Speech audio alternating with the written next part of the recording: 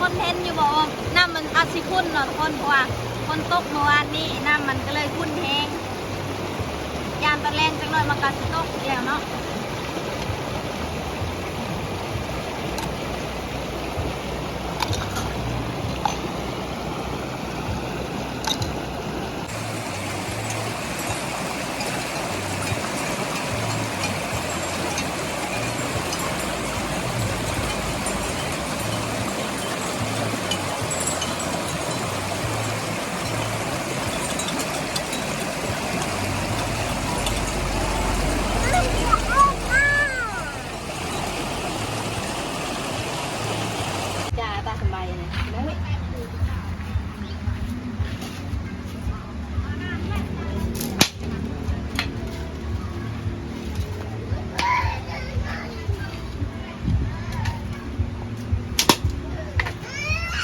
เส้นยังต่อนี่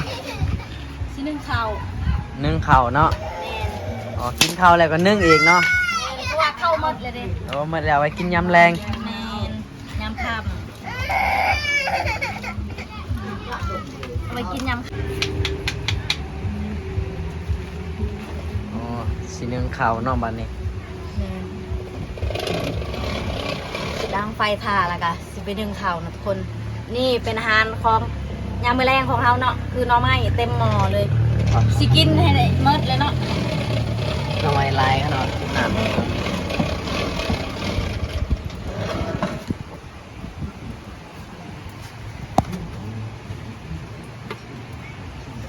หอมหวานเนาะคนกินลายก็เป็นกระเพาะเนาะหน่อไม้ลายแซ่บคือเก่าเนาะมาดูทุกคนสาวตีสิพาทุกคนมานึ่งข้าวกันเด้อ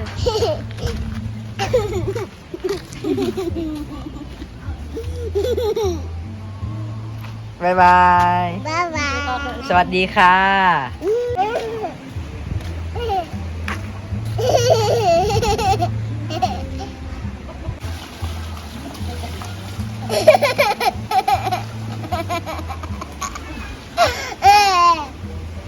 น้องสาวตีสาวเขาให้พี่น้องเบิ่งเด้อว่าวิธีของสาวตีสิเฮ็ดแนวใดแน่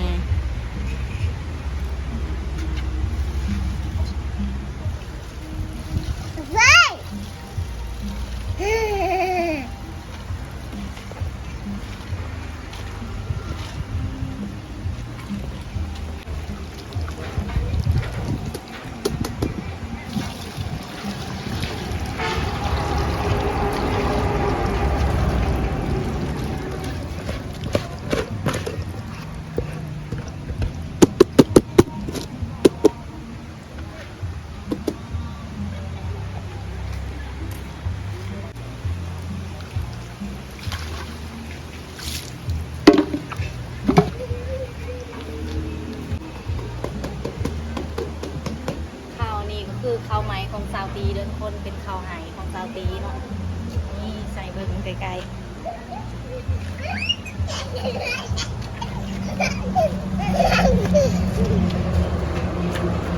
ที่ทุกคนเห็นข้าวของซาวตีเป็นสีดำมันอาจสีดำๆแน่นอนคนเพราะว่ามันเป็นข้าวไหมเนาะ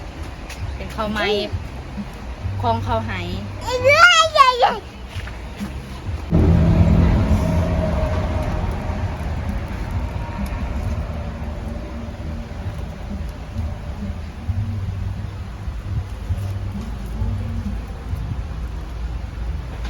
ไปทุกคนสาวตีสิไปล้างหม้อล้างถ้วยอยู่น้ำถ้วยเนาะทุกคนมาทุกคนเดี๋ยวสาวตีสิพาทุกคนไปล้างถ้วยแล้วก็เบิ่งบรรยากาศน้ำถ้วยของสาวตีเนาะติดเงินเลยเนาะแมน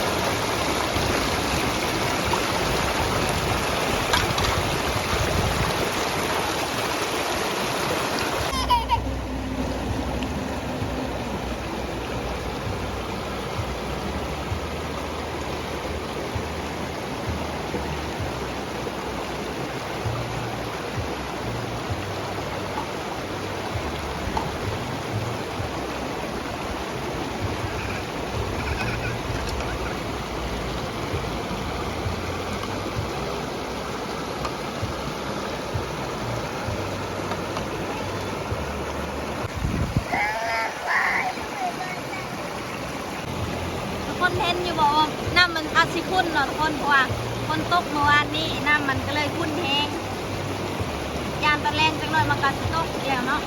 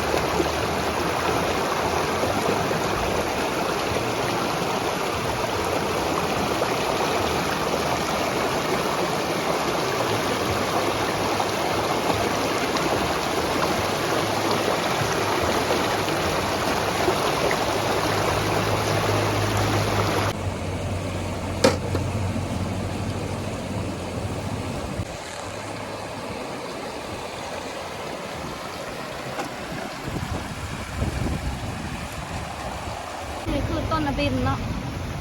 ดินของสตรีเองเนาะ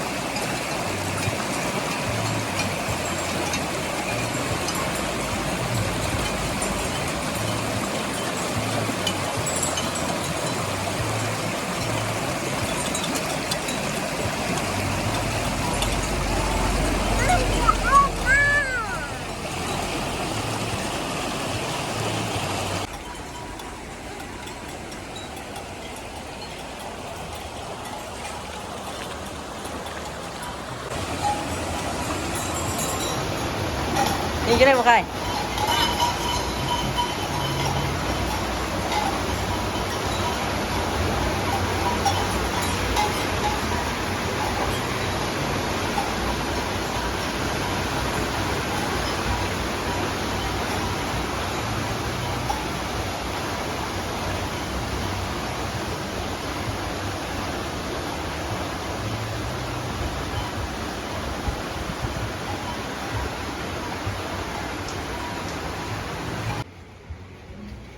ศคู่มือนี่เนาะฝนฮ้อนแฮงเนาะบนฝนตกมาเพราะว่าบนฝนตกมาหลายมื้อแล้วแต่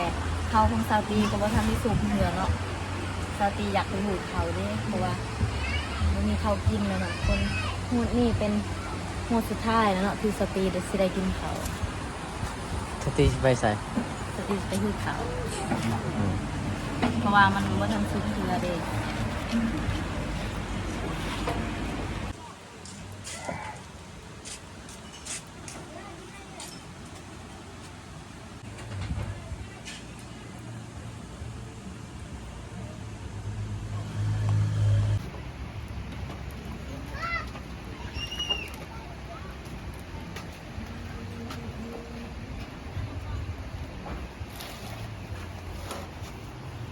นี่ทุกคนนี่คือหน้องไม้ส้มของซาตีที่เฮ็ดมื้อนั้นเนาะทุกคนแต่มื้อนี้ได้กินแล้วเนาะทุกคนมันส้มแล้วซาตีสิกินให้เบิ่งเนาะข้าวพร้อมเลยทุกคนส้มให้เนาะทุกคนผู้ใดอยากกินกามากินได้เด้อทุกคนมากินหน้องไม้ส้มได้เนาะและผู้ใดที่อยากซื้อหรือว่าสนใจก็แชทหาซาตีได้เนาะทุกคนถ้าผู้ใดสนใจก็ทักหาซาตีได้เนาะหน้องไม้ส้มนี่ใส่ได้ทุกเมนูเนาะทุกคนหน้องไม้ส้มเนี่ยเนาะทุกคนแกงได้หลายเมนูเนาะแกงปลาแกงไก่แกงผักแกงไข่ก็ใส่ได้เลยทุกคนถ้ามองว่าแซ่บถ้าผู้ใดสนใจก็มาซาตีเลยนะทุกคนคลิปนี้ก็พอจบคลิปเพียงเท่านี้เนาะทุกคนบ๊ายบายเจอกันใหม่คลิปต่อไปเนาะให้เบิ่งคลิปจบคลิปแล้วทุกคนเพื่อซาตีจะได้รายได้เนาะแต่เดือนนี้บ่มีรายได้บ่มีซื้อเขาวกินแล้วเศร้าแฮง